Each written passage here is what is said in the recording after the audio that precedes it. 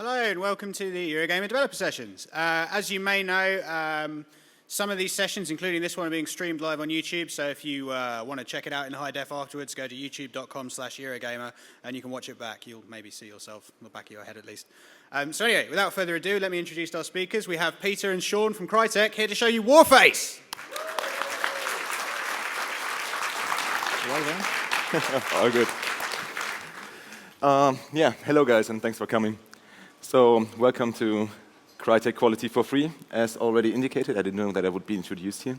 My name's Peter, I'm a producer with Crytek, and with me is Sean, who is actually a senior field application engineer, but since he's probably hands down one of the best developers that I know, that somehow didn't cut it, so I changed the title here. So what we are going to talk about is, we want to give you a bit of behind the scenes about some of the questions that we've been asked lately about the whole free approach. So we'd like to talk a bit about why we are doing this, because that's basically what everybody is asking. Then Sean will actually show you a bit how we are doing this. Like a question that comes up quite often is how do we keep the quality in this kind of model? And then in the end, we would like to show you a bit what we are actually doing with this, show you a bit of gameplay, talk about that, and hopefully at the end, we'll then have a bit of time for questions from you guys and what you want to know. All right? Let's jump right in. So why are we doing this? Actually, we can't really talk about why we are doing this without talking a bit about who we are and where we come from, for those of you who don't know us. So we used to be pretty small, we are now pretty big, and we are actually pretty proud of being, from the get-go, a very international and global company. So our whole setup that we do is actually spreading into a global kind of setup. We're probably best known for the Crysis franchise. If you have the time, it's on the show floor, and the Hunter mode is awesome. So, but we're also doing a lot of new IPs, like Rise. We are going into the mobile space with games like Fibble. We have our own pretty neat technology, again, that Sean's going to talk about later a bit. And what a lot of people don't know is that we are also moving into the social space right now. We are creating our own social network that is really specifically tailored to the needs of gamers, so to the needs of you guys, whether it's hardcore or whether it's casual, so both sides. And the first title that we are going to launch in this social network is Warface, so it's our first move into the free-to-play space, and the game is already live in Russia. It's super successful there, so the feedback that we have so far is really encouraging for us that we are on the right track there. And again, going into this kind of global setup, we are bringing the game to different territories with different partners. So to Western territories, we are working together with Treyarch. For China, we are working with Tencent. For Korea, we are working with Nexon. For Russia, we're working with Welded Room. So the intention behind this is that we really find the best possible partners for the different territories to adjust that to how actually players want to experience the game in those different territories. Which brings us to the why are we actually going into this kind of model. To actually talk about this, we have to talk a bit more global and not focus on the Western market. Like, I mean, we can talk about what gamers' fears are for free-to-play in the Western markets later. But if we look at Asia and how things are set up there, the free model has been incredibly successful. Like, it's really mass market, and if we are talking mass market, then, I mean, quality of the picture aside, this is just massively impressive, like what's going on there.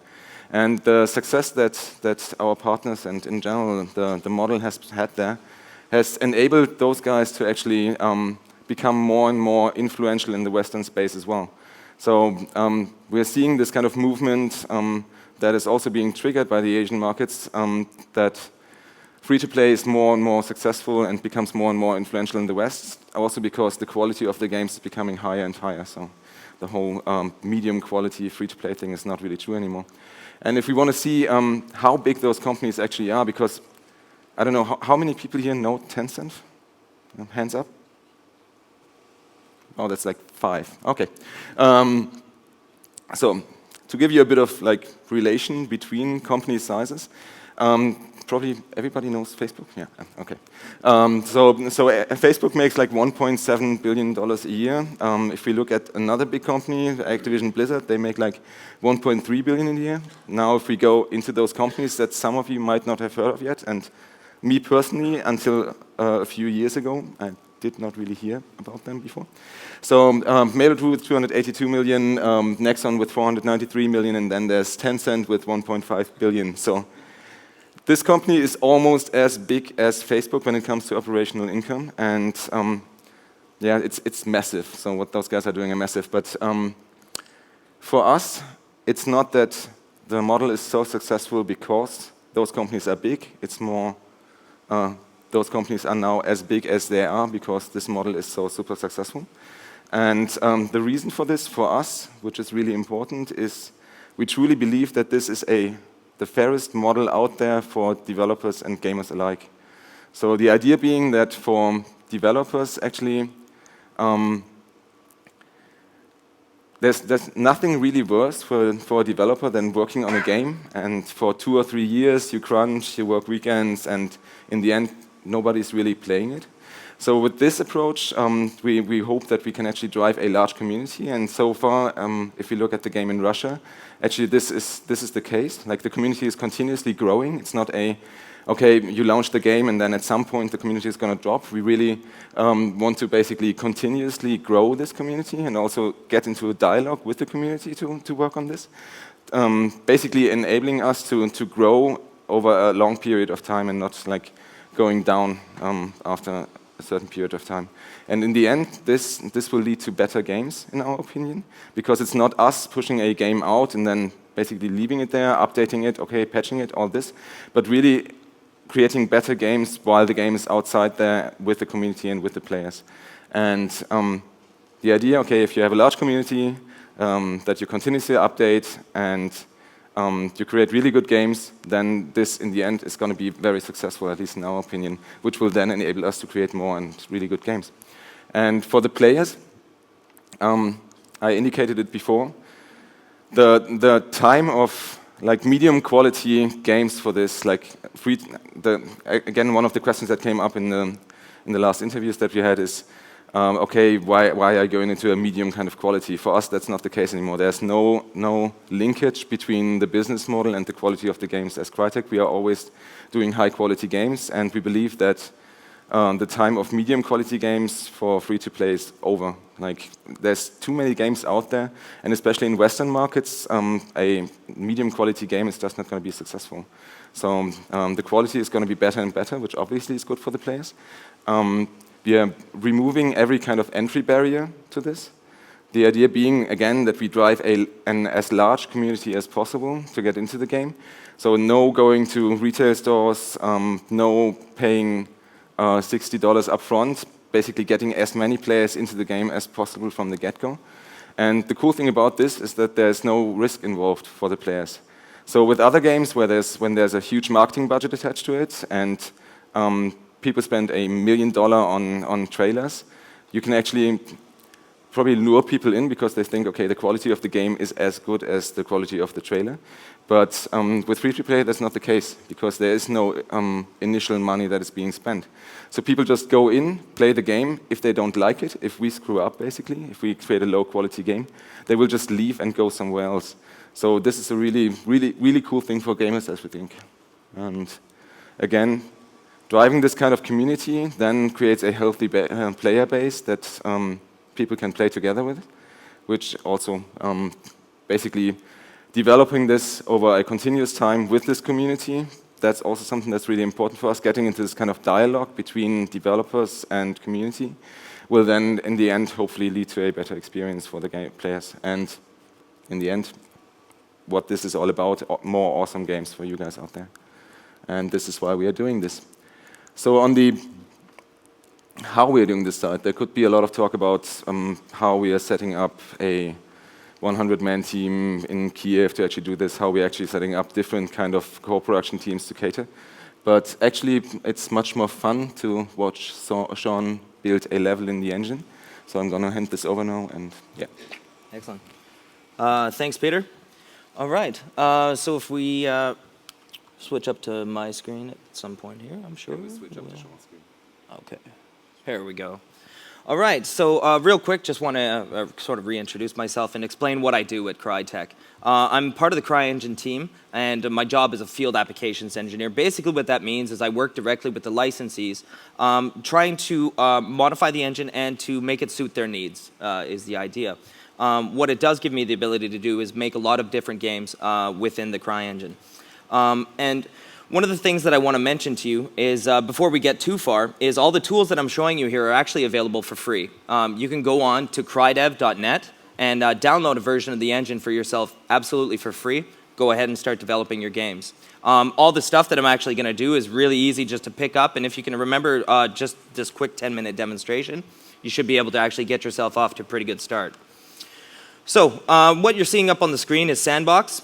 This is our level editor. Now, we call it a level editor, but it's really a game compositing tool if you want me to get complex with it, because basically we're taking assets from code, art, animation, and we're putting it all together into a cohesive game really in the end. As you can see, I'm moving around. Everything's going to be updated in real time. My view, the particles, everything's actually running. One of the biggest advantages of working with the CryEngine is the what you see is what you play functionality. And what that means is that at any point I can actually just hit a shortcut on the keyboard, and I'm actually playing exactly as the player is going to play this game. So you can even hear the running sounds, all these sort of things are happening all at the same time. So I'm actually not going to show off too much of this favela level because I hope you guys will actually play Warface and take a look at it. So rather, I'm going to move off to the side of the level and actually start extending this, just to give you an idea of exactly how we do that. So the first thing I'm going to do is start modifying some of our terrain. Now we use a height map based terrain, and what that means is basically you can paint it. It's very, very easy to work with. And all I'm using here is a rise and lower brush, and I'm just setting a radius and a little bit of strength to it. And I can start going pretty much all over the terrain, wherever I want to sort of raise up some pieces of this terrain. Now I'm just going to make some simple little path. Maybe put some hills here, down here. And as you see, I mean, I'm not really being too picky about exactly what I'm doing here, because we're going to smooth this down a little bit later. So I've made a little bit of chunk of terrain here, but obviously it doesn't look so realistic yet. So let's make this look a little bit more interesting. First I'm going to smooth it down. So I'm just using a smooth brush now. I can smooth out some of these really jaggy polygons. And that's pretty cool there. I'm pretty happy with that. So I really don't want to bore you by sitting here painting a height map all day. So instead, let's move on and start making this look a little more real, like I said. So the first thing we want to do is get some color on this. And what we have basically a set terrain layers, and I can just select any single layer that I'd like. So for example, I've selected Cliff Limestone. And a nice thing is I could go in and start painting this step by step exactly where I want it to go. Alternatively, we can paint an entire level at once using some logic into our tools. So I say only paint this particular texture from 30 to 90 degrees. And then I make my brush really big, and then I can hit pretty much the entire area there. So you see, and that's actually not gone outside that certain bounds of 30 to 90 degrees or the angle restriction. Additionally to that, I can start adding a little bit more. So what I like to do here is add a little bit of grass from like a 15 to 30 degrees. And then I'll just hit that real fast. So you see there? And actually, the more modification I have on the terrain, the more variation I have on it, the better this is going to look. So, you know, I've really only spent about 30 seconds on this terrain, so it's not so fantastic. But as you can see, this is already getting really close to the quality that we'd be happy with at Crytek. So that's how we really start off with these terrain. And now, what I want to show you is how we extend on this.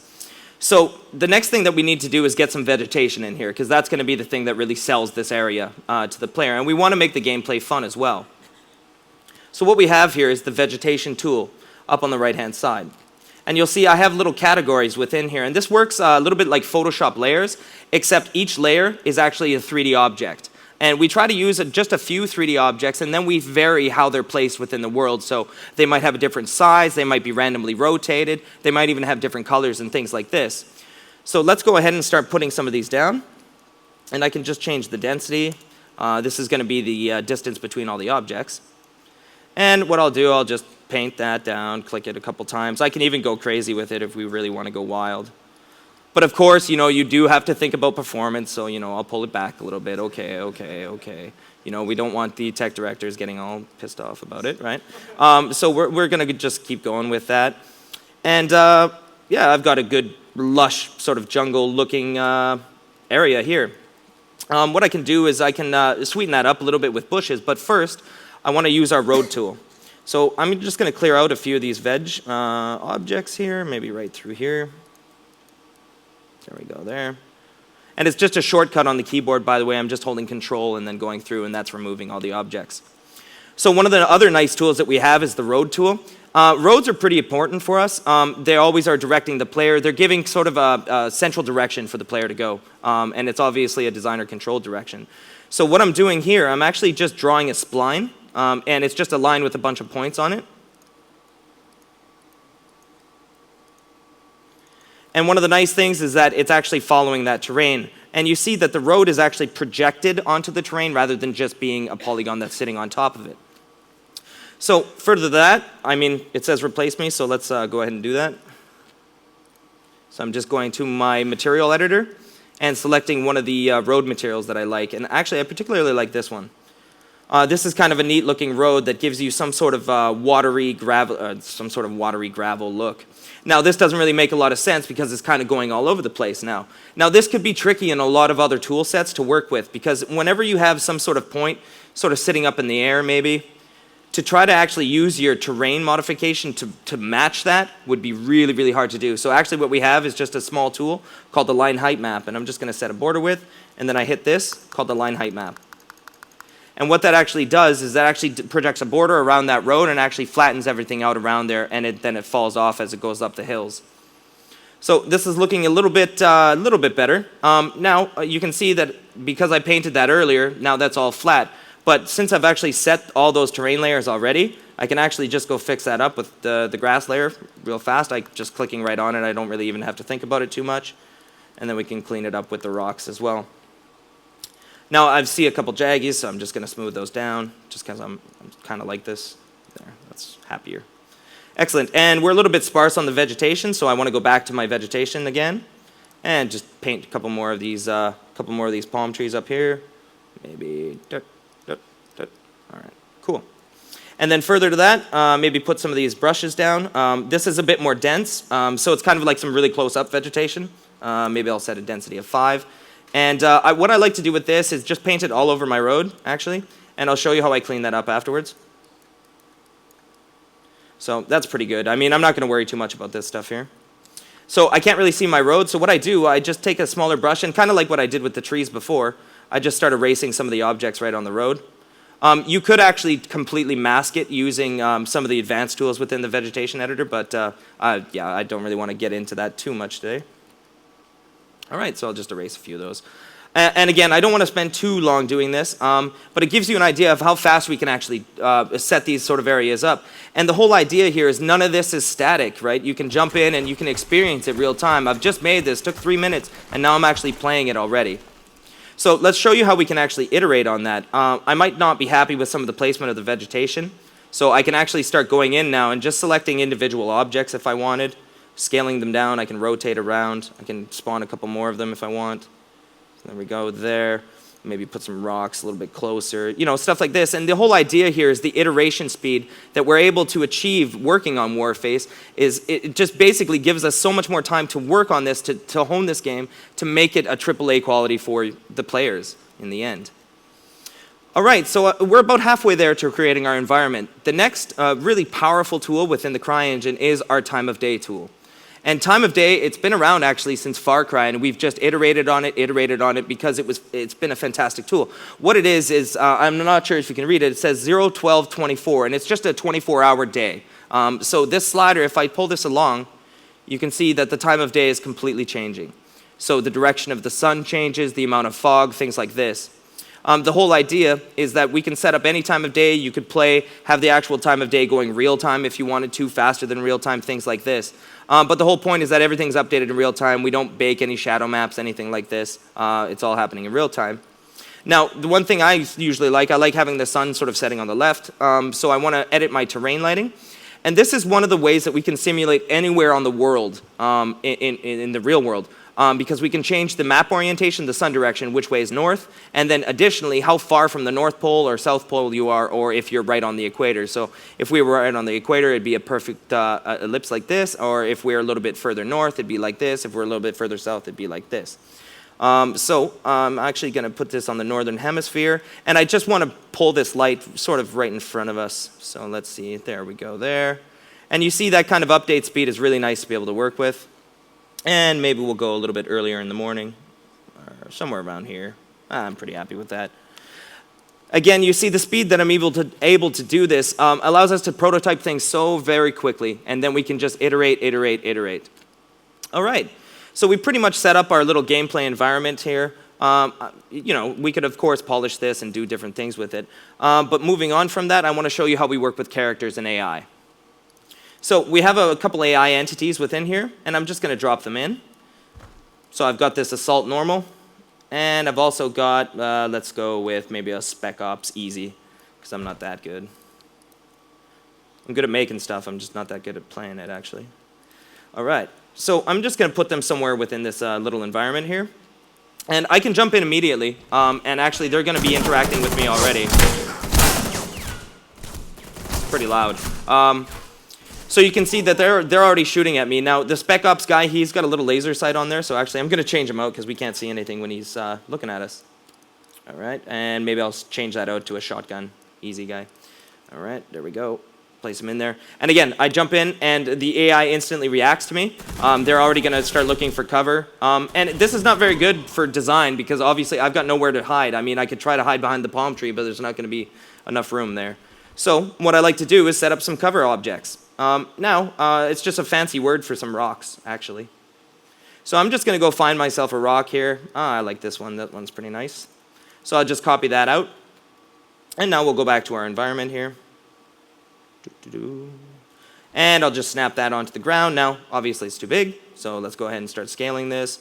Maybe rotate it around into some sort of location there. I like that one in there. Then maybe we'll put one beside these bushes here. Maybe rotate it like this, push down into the ground a bit more. There we go. So now I should have, you know, some sort of cover to be able to work with, and maybe I'll rotate that one out a little bit more. So let's give this gameplay a try again. And again, you see the speed of iteration is just, it's really, really nice for designers to have. So obviously I can hide behind this nicely. So I've already iterated my game design. Well, you know, if he's coming through, shooting through the rock. If he got me from the top. Let's see how that worked. Yeah, he got me right there. All right.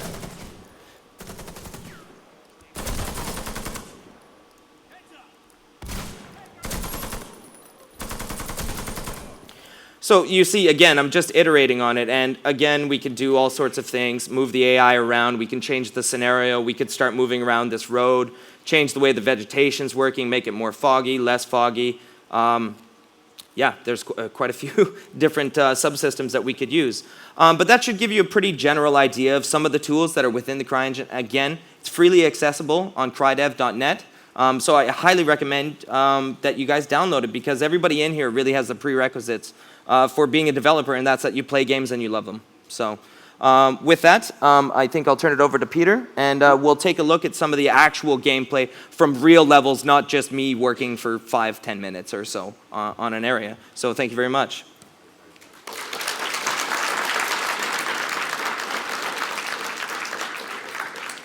Yeah, just quickly, as Sean says, thank you. All the assets that you're going to see in this video now, everything that is in there is created with the tool that Sean was just using. So if you want to do us a favor, start using this tool and start developing awesome games with it. And so there's some exclusive material in there. So the first part is actually our co-op content, and the second part is then our competitive content. There's a lot of cool features that made it over from Crysis, so you'll see real-time weapon customization, and sliding actually was developed for Warface first, and then made it from Warface to Crysis. And then there's a lot of like social functionality features like co-op moves that we have in there. And I'll just fire up the video, and that is something that you have to do, Sean.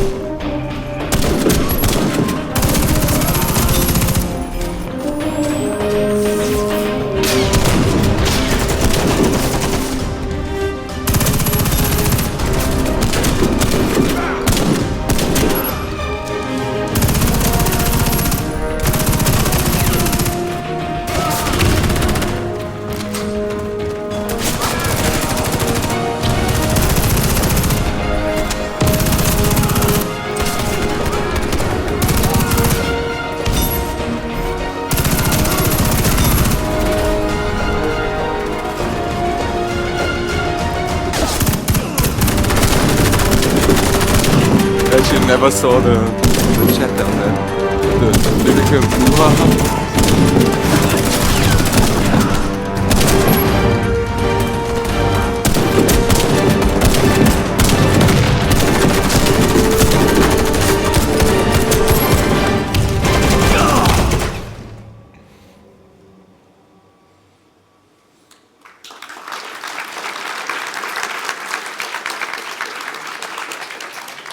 All right then.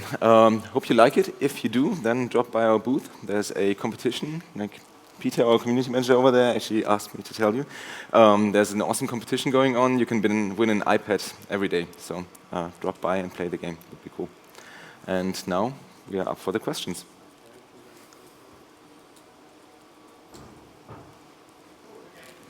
Us up slightly, and we also have guys with microphones. If you have a question for these guys, stick your hand up, and we will find you. And cool, yeah, they're just coming down to you now. Awesome. And we yeah, go out later anyhow. Come on. when you when you ask your question, if you could stand up and then sit down once you've asked it, that'd be fantastic. Thank you. And keep your arms up as well, so these guys can keep finding you. We're going to this guy on the right first. How you doing? Hi. Hey. Obviously, working through Crytek, with Warface, obviously you're going for more of a historical military-style game, whereas with Crysis, you had more room to kind of elaborate with technology, and it was more sci-fi. What difficulties has that given you when you were working on the game to keep it more realistic to a kind of military franchise as opposed to having the flexibility of sci-fi? I'll take that one. Yeah. Yeah, sure. So Warface is set in the near future, also because of that. So we have the possibility to actually move into a bit of a more sci-fi area, but we still wanted to ground that into a more realistic kind of setting. The focus of this is a different one. So within Crysis and within the Crysis franchise, obviously, it's all about the nanosuits, how to adjust to the setting, how to adapt to the situation.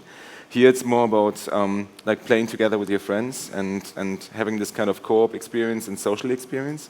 So I wouldn't really call it a problem. It was more a different kind of approach, which actually is a lot of fun to work with. Yeah. Okay, the next question is here in the center. Will you be providing mod support? And also the map editor of which you're using there, will that be open source in terms that players can use that and then perhaps post map content and such on a multiplayer basis? So perhaps to have the maps which are created by the players on their own separate servers available to be played by the community? Cool question. So I can't answer that definitely yet. But since the idea behind this is really, okay, we want to like involve the community and the players, and since we already have, as John said, the free SDK, this is definitely something that we are thinking about. But we have to see. It's not going to be there for day one because we have to like see how we can adjust it. But it's definitely an option here. Okay, the next question is this chap in the center, and then there's a chap down here at the front as well. With a lot of the other free-to-play games, you've got a huge following on the esports scene. Are you looking at taking Warface into the esports? Next really cool question. So almost the same answer. Like it's esport is definitely something that is super interesting for us. Also because we have all those different territories that we want to bring together in one way, and also because bringing friends together and creating this kind of competitive atmosphere is really important to us. So again, like we really want to do this, but we want to do it right. So we wouldn't want to do it for day one, but we want to like continuously develop it once the game is out there again together with you guys. Okay, the next question is this chap here. One of your quotes was the face of war is going to change. Please talk into the microphone, just. Sorry, it's hard. How are you going to, obviously PC gamers are used to change and adapting. How are you going to entice the console players to the PC with Warface? Or is that a market you're not bothered about? I mean, currently we are seeing a lot of movement from the console manufacturers toward this space, like with other titles actually becoming free to play. So it's really more not really up to us. For us, it's really about getting the game in front of as many players as possible, for as many players to enjoy the game as we want them to enjoy it with the model that we chose for this. So as soon as the situation is good for all parties involved, like us as developers, the console manufacturers, and also obviously the gamers, we wouldn't rule console out. We would like to actually do it here. Okay, we've got time for 2 more questions. The first one's here in the centre. Hi. Can you go more into the way you've monetized the game and then why you've chosen that system over, say, a box product or a subscription base or something along those lines? Damn it, I thought I answered that question. Okay, so why we chose it is really because we think for us as developers and for the players, this is a super cool way to go. Because it just widens the audience, it takes away all the entry barriers, we get the game in front of as many people as we possibly can, hopefully. And this will then be good for the game and good for everybody involved.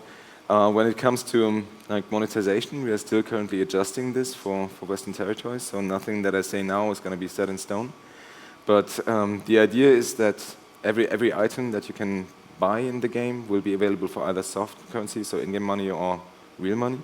And the items that are most popular right now that you can buy for real money are convenience features. So XP boosts, random boxes, resurrection coins, which is kind of a coin-up mechanic for co-op, which people really react to positively right now because it's something that they know. It's purely skill-based and it can be avoided, so it feels really fair to everyone. Yeah. Okay, and the last question is this chap over here on the right. Sorry, it's okay, my question was actually just answered there. Oh, okay, let's go for one more then. Could I just say, what would make your games like Warface stand out to games like Battlefield and COD? Okay, this could be a long one. Obviously, I mean, this is at the core a Crytek shooter. So it's a contemporary military shooter. We love those other games, like Battlefield, COD. I mean, we have the highest respect for them. How we want to differentiate ourselves with this is, I mean, at the base, this is a Crytek quality title that comes for free, and it's going to be free forever. I think that is already a pretty big differentiator. But with the 5-player, like with everything else that's surrounding it, to make it as accessible as possible, we are going away from those other products, like also from a hardware requirement point of view, from a distribution point of view, but also from a design point of view. So just looking at, because otherwise the question is going to be really, really long, looking at the 5-player co-op, it's something that for us feels really cool as an entry for gamers to play together with their friends in there. In this scenario of 5-player co-op, we'll have new missions every day. So the idea is that you go into the game, you get a new mission, it's double XP, it's really, really hard. The mission rotates then on the next day to a normal difficulty and then rotates out. And there's always new missions coming in, so that basically every day you log in, you'll have fresh content. What we see right now there is that friends jump into the game, they learn the game in this co-op mode, and then from there, once they feel comfortable with their friends, they move over with their friends to competitive mode, and do that on a daily basis since there's a new co-op mission every day. Come in, play together with their friends, move over to competitive, and then expand on that. Okay, I'm afraid that's all we've got time for. So thank you very much to everybody, and thank you again to Peter and Sean.